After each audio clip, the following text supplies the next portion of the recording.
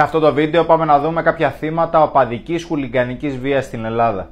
Άρης Δημητριάδης. Ο αθλητής ποδηλασίας δέχθηκε επίθεση με μαχαιριές έξω από το γήπεδο Χαριλάου στη Θεσσαλονίκη επειδή ρώτησε το σκορ του αγώνα.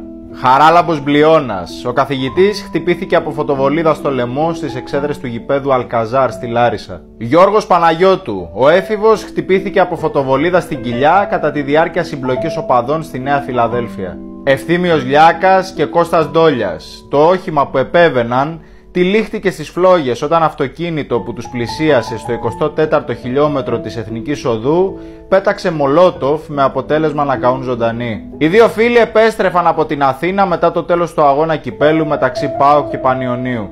Γιώργος Καρνέζης. Λίγο μετά το τέλος του αγώνα μπάσκετ μεταξύ Ολυμπιακού και Παναθηναϊκού το 1993, ο 25χρονος δέχθηκε θανάσιμη μαχαιριά. Μιχάλης Φιλόπουλος άφησε την τελευταία του πνοή σε άγρια συμπλοκή μεταξύ φιλάθλων του Ολυμπιακού και του Παναθηναϊκού. Γιάννης Ρουσάκης δέχθηκε μαχαιριές κατά τη διάρκεια συμπλοκής οπαδών του Παναθηναϊκού και του Όφη στην Κρήτη.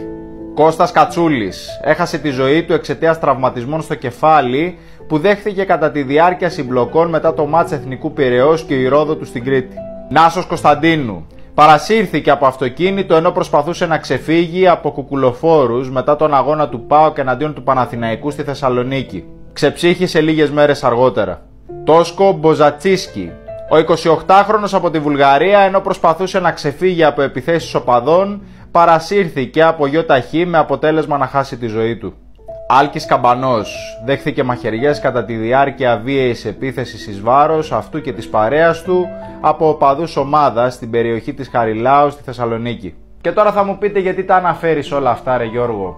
Πολύ απλά γιατί είδα αυτό το σχόλιο από ένα μικρό παιδί. Βέβαια αυτό που με τρόμαξε δεν ήταν το σχόλιο του παιδιού μόνο, αλλά και τα πάνω από 110 likes τα οποία είχε. Όταν το μέλλον της χώρας σου, δηλαδή αυτά τα παιδιά, σκέφτονται με αυτόν τον τρόπο, δεν πρέπει να περιμένεις κάτι λιγότερο από περισσότερα θύματα στο μέλλον.